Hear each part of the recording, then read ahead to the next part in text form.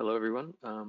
Just recording a daily update for SOL, BTC, total market cap. See if we can get a bit of an idea about where things might be going.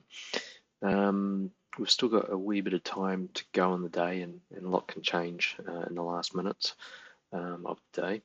So yeah, we'll kick it off. I was going to try and do it a bit closer to the close of the day, but I've got a conference call that I need to be on, so here we go. Let's just see if we can get a bit of an idea now.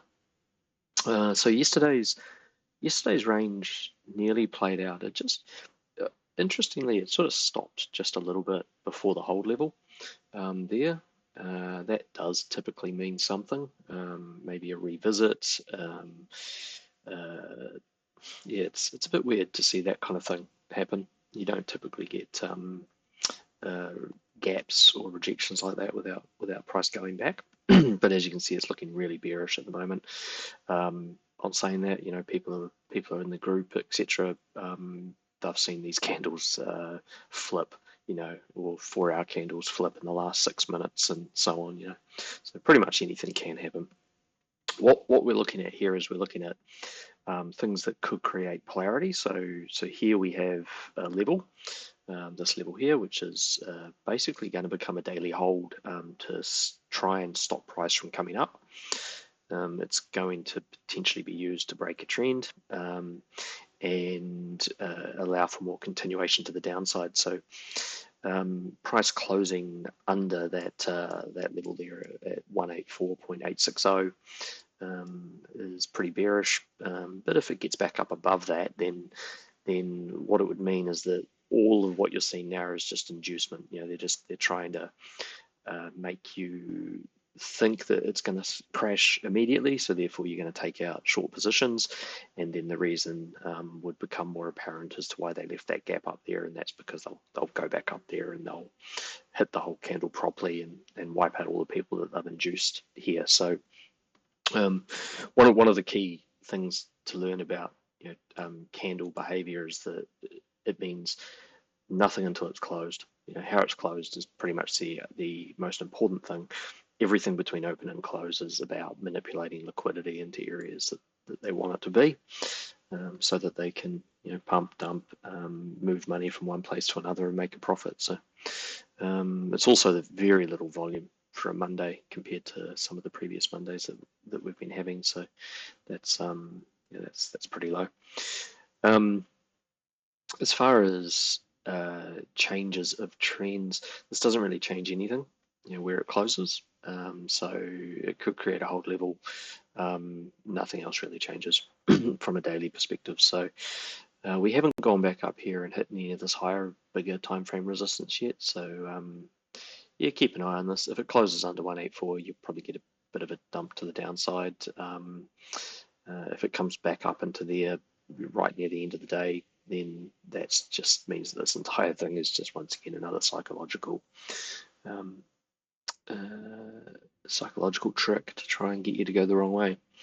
Although I do think we are really due for a pullback, but at the moment it could just be trying to go down to this hold level here because we rejected off these broken ranges up here, which were these 4-hour ranges in here, which were hard closed here. We came back up, didn't quite get the daily hold, we broke them. Looking at everything through here, the first untouched 4-hour hold levels down here, so it might just be trying to get down here before the end of the day, and then it may come back up. So keep an eye on that. As far as bigger time frame closes, might just revisit that one. We're in the area for the weekly, so we could revisit a break level or a range trend here, and then potentially head back up there into the 200s as well. So keeping an eye on that, and that would be a more suitable liquidity grab, even if they are planning on a downwards move, maybe to this hold level in the 150s here. You really need to be rejecting off something to do that. So yeah, more of a liquidity grab up to there and then down makes sense.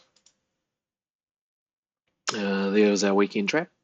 So we had all that sideways consolidation for 4 days there, and and then we've basically gone up, deviated the trends, taken the liquidity up here and come back down. So that's a pretty nice little example of what happens on weekends. They just hold these tight ranges. People put in, their stops under here and above here, and then usually you'll break out your double-ended lightsaber and chop up both sides, which is what you're seeing there. And that there is a return back to the original range trend. Opening the next candle underneath that on the 4 hours, not great because that could definitely kick off some more downside. What you really want to see is you want to see it dive this trend, hit this hold level, and then retrace back up before close. That's a pretty good way to diving trends and then coming back up is good. Closing and opening candles under trends is not good. Although it doesn't break the trend until it's hard closed. It being in the position of 50-50 to be able to hard close it, never good. Let's see what we got.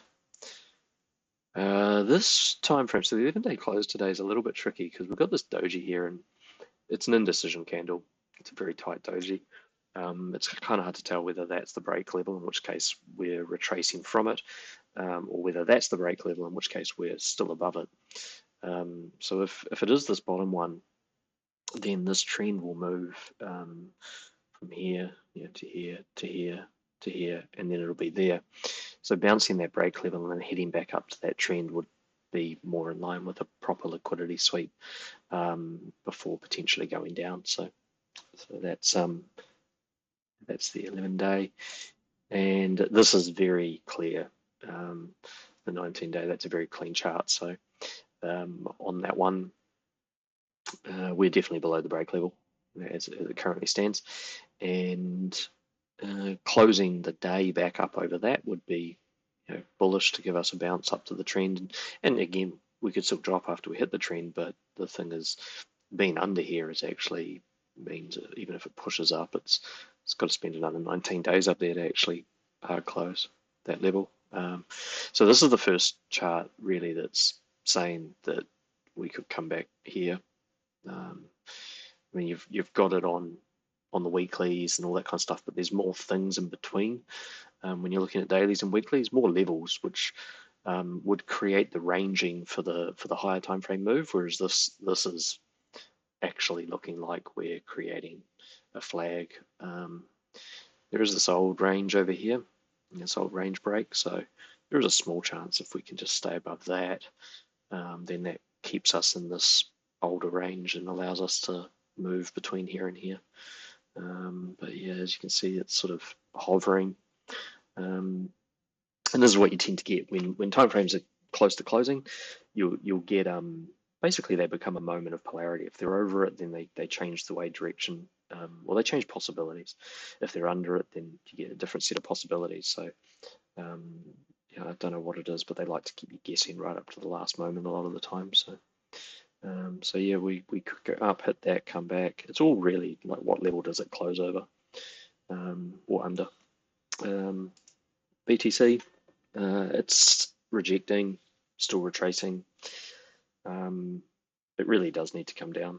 Like it would be unusual for that to just go up, but it has the ability to maybe go up again on the next candle or something like that, because like SOL, it just doesn't seem to have really taken any major liquidity. The daily on BTC, which I think I have around here somewhere. Where are we? That's a very brief version of the daily. So where's the other one? There we go. So on the daily, the polarity level is really here. If we close under that, we're creating a hold level, which is going to be resistance to push price down. If we close above, we don't create a hold level. We're also structurally creating a range trend, but it's a really steep one. So the problem with this, as it is right there, is that it creates a hold level, opens on the wrong side of the trend. Any push up at that point is really just into resistance of both trend and hold, and then you could just trigger the dump you can trigger the dump almost immediately with that type of structure. So with an hour to go, you really want to see this pulling back up and not creating a close below there. And we've got these break levels up here.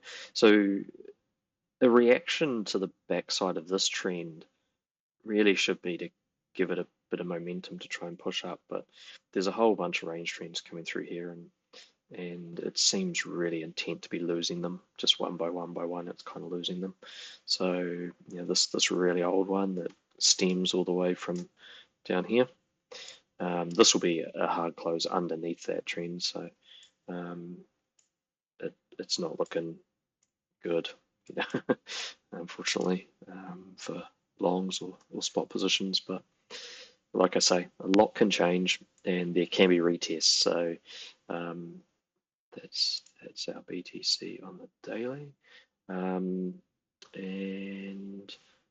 what else do we have in here? So that's our 19-day. So we sort of prematurely bounced a bit there. Again, it looks like it's heading back down. That'd be normal, just really normal to come back down and find those levels.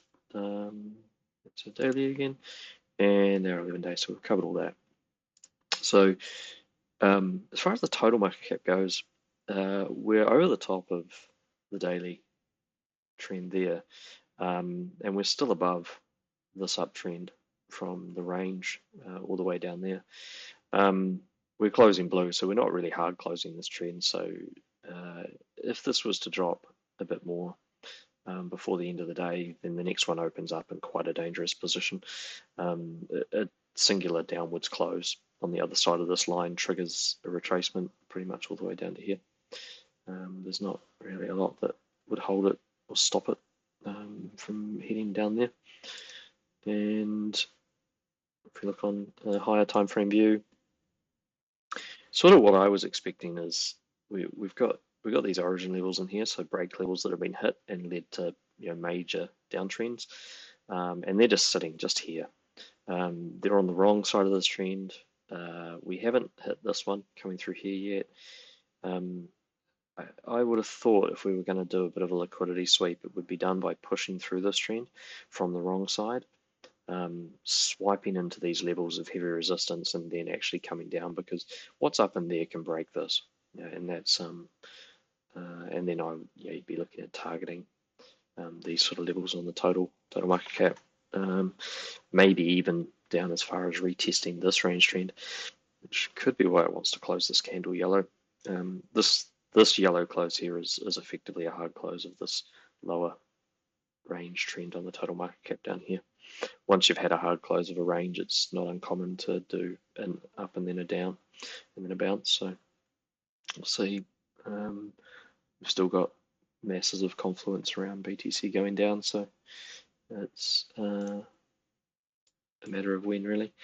And our 19-day, again, one of the cleanest, probably structurally one of the cleanest charts that's out there at the moment. You can see the range trend that was coming through there.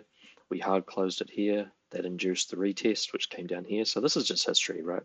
And history, it never repeats exactly the same, but it typically does repeat, in some way. So up here we have our range.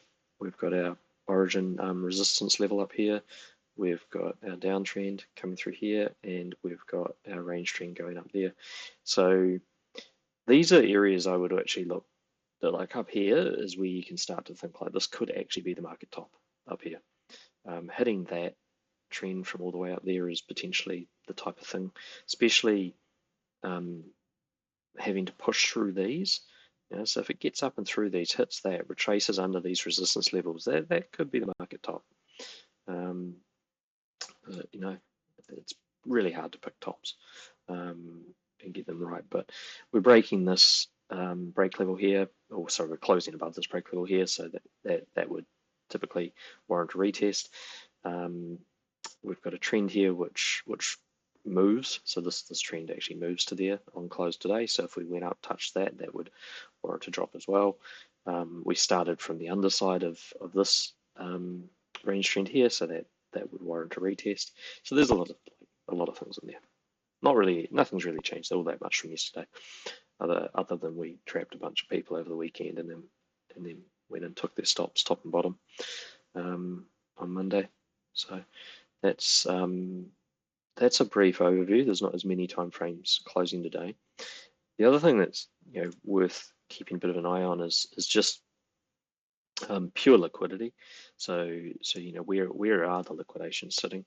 As you can see, people are still pretty even on the 1 day. I don't think it's that bearish. Like general sentiment, short-term sentiment on Bitcoin is still that it's solid and isn't going to go down, which could hurt, if it does. As you can see on Solana, I think everyone has reverted to coin it a shitcoin again. So they're heavily short, which sort of makes you wonder, did they do that on purpose? Like, has everyone really been induced? And as you can see, that 195 level that's up in here, which they didn't quite hit that hold, there's a heap of liquidity heading up to that. There is a bit of a gap between here and here, which means it might not it wouldn't necessarily be like a short squeeze type scenario where it could zip all the way up to it, but you might find it does it in a stage with a bit of a retrace and then a stage again. So definitely on the single day, people have gone quite bearish on SOL, but they're still not so bad there. If we look at 7 day, Bitcoin's pretty even, SOL's still a bit more bearish. But these are those 205 sort of levels, as you can see in there, which they are there. We've got 4-week hold levels, etc., that have minimum targets up around here. It's really just, do they take this first, then go up? Do they go up, then down, then up? It's just money being moved around. And it's really not till you get to the 30-day positions that they are, there's more of a sort of a bullish bias, but and we've got targets down here. So there are reasons for it to just continuously, move down, grab some of this 30-day liquidity. So it could happen. But yeah, as it currently stands, this is a bit of a gauge of what people's sentiment is. They're a little bit more bearish than bullish, and we have liquidity in the right places to do a bit of a sweep to the upside before coming down if the structure allows for it. And that's why you keep an eye on those 1 day closes to sort of see what have we done there. Okay, yeah, so this is the SOL BTC chart, just relative strength effectively. So yesterday we rejected off the top of the channel there, and we've come back to the bottom of the channel. So this is in a place where it could flip. The relative strength and pair charts are no different than USD charts. So that level down there would warrant a retest. Hasn't had it yet. So you might find we open the next candle and drop down to there, and SOL does become quite weak before the recovery, or you could go back up here first and then do it. You could retest areas like these sort of crossovers of trends in here as well. Retest those and come down. The important thing is that you don't, if your plan is for price to go back up, you really don't want to see it engulfing to the downside, because that's creating a hold level which changes everything as far as what is required to then actually reverse price. If you're creating hold levels, the price will just keep moving down until you create ranges and break levels and have the ability to reverse it. So that's pretty much the wrap up there. Just hit that like button and subscribe and all that other stuff that YouTubers say. Feel free to jump in and join us in the Discord if you've got any questions, etc. There's me and others in there that can probably answer your questions. And also just let me know in the comments if there's any particular content you want covered. Some days there's heaps of closes. I think we've got a 14 structural closes coming up, I think, tomorrow, so it's probably going to be a long vid. And then other days we have prime days, which I'll go into maybe in another day. But prime days are when we have a lot of fun. The price can do whatever it wants, and it doesn't really have any structural implications outside of a 1 day. So they tend to be the real big pump and dump days, or they always seem to line up with major macro events or news just oddly, and allow for things to fly around, giving them a bit of time to not only move price violently, but it gives them a window of capitulation too. So, but maybe we'll cover prime days in a separate video, concepts video or something. But yeah, that's all for today. So yeah, enjoy, happy trading, and just remember, big week. So yeah, don't get burnt. Don't get burnt. Probably a great week to just be a bit more conservative than others. All right, catch you later.